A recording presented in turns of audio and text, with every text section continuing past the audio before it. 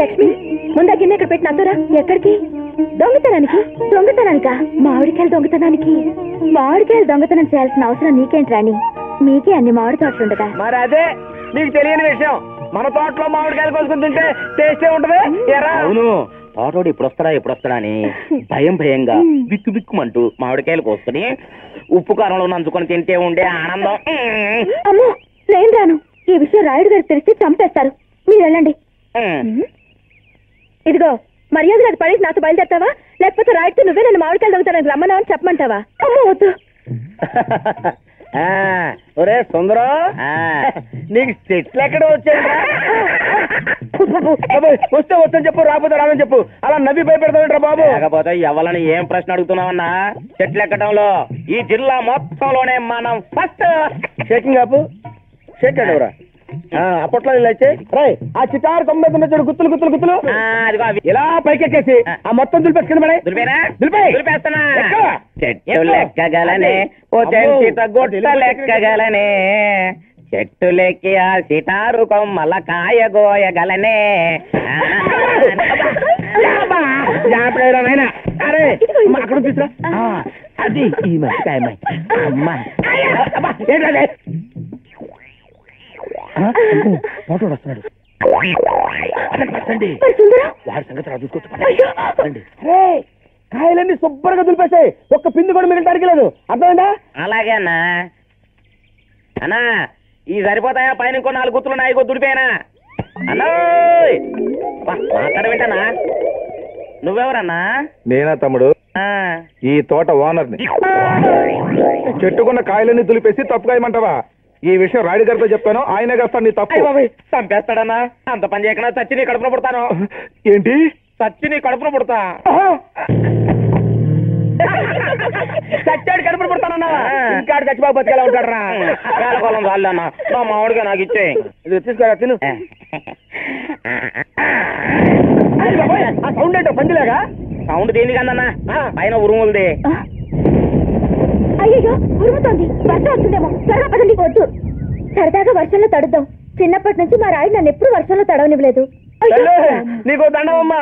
నువ్వు వర్షంలో తడిచి నీకేమైనా అయిందంటే ఆ రాయుడు మమ్మల్ని ప్రాణాలతో బతకండి అమ్మా. పర్వాలేదు, నేను వర్షంలో తడుస్తాను.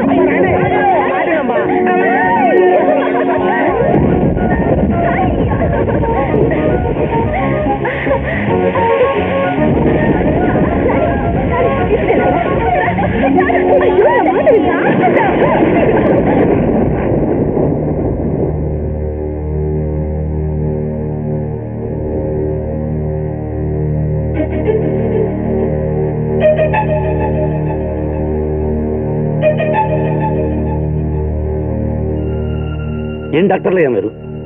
మందులు వేసి గంట అయింది, ఇంతవరకు నా బిడ్డ జ్వరం తగ్గలేదు. కంగారు పడకండి రాయుడు గారు, అమ్మాయికి వచ్చింది మామూలు జ్వరమే. వెంటనే మందులు వేశాం కాబట్టి న్యూమోనియాలకు దిగే ప్రమాదం లేదు. అంటే నా బిడ్డకి న్యూమోనియా రావాలనా? ఎందుకే మీకు చదువులు? ఎందుకే మీ పేర్ల వెనక అంత పాటు డిగ్రీలు?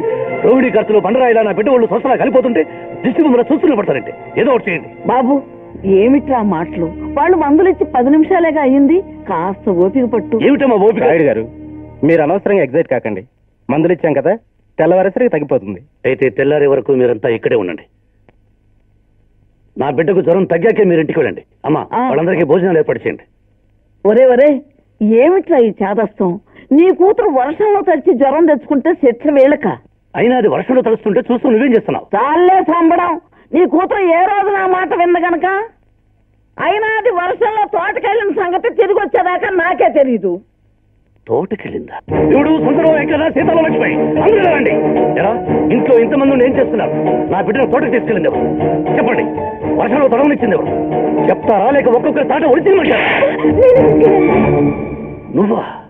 దిక్కులేని దాని మన ఇంట్లో చెరదీస్తే ఇలాంటి వెద పనులు చేస్తావా? నా కూతురికి జరగకూడదు ఏదైనా జరిగిందో నన్ను క్షమించండి. నువ్వు చేసిన తప్పుకి నేను క్షమించాలా? పరాయదానం అయిపోయావు కాబట్టి బతికిపోయా. తను తీసుకెళ్లి శిక్షపడే మీద నిలబెట్టు. నేను చెప్పేంత వరకు తిరగడానికి వెళ్ళలేదు. అన్నకు నిజం చెప్పేద్దామా? ఇవాళ చచ్చిపోతారు. ఇప్పుడు ఏమవుతురా? 2 మనకే అదే అవుద్ది. ఆ అమ్మాయి కాబట్టి ఆ శిక్ష వదిలేశాడు. అదే మనం అయితే నరికి పోగులు పెట్టేవాడు. దేవుడు దేవుడు అన్నా ఏంట్రా డబ్బులు తప్పుడు? వెంటనే ఆపమను. ఇక్కడ నా బిడ్డ ఒళ్ళు పోయి తెలియకుండా పడుంటే ఏంట్రా సంబరాలు? అది కాదన్నా, పక్క వీధిలో సాయిబులు పేర్ల పండుగ చేసుకుంటున్నారు. పీర్ల పండుగ. అవునన్నా, మనసులో కోరికలు తీరాలంటే సంబరాలు చేసుకుంటూ నిప్పుల మీద నడుస్తారు.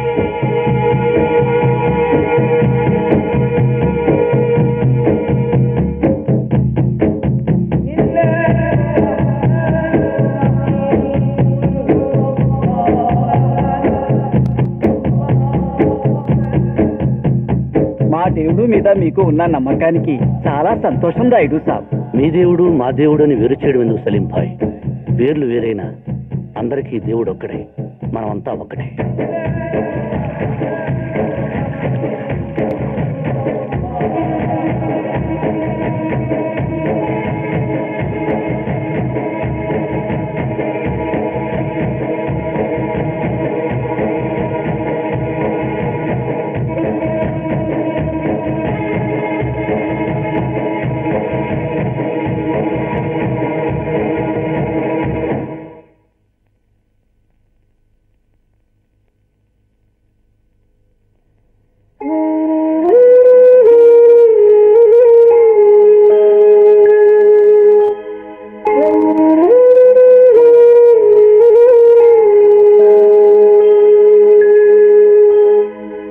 వెళ్ళొస్తాను రాయుడు.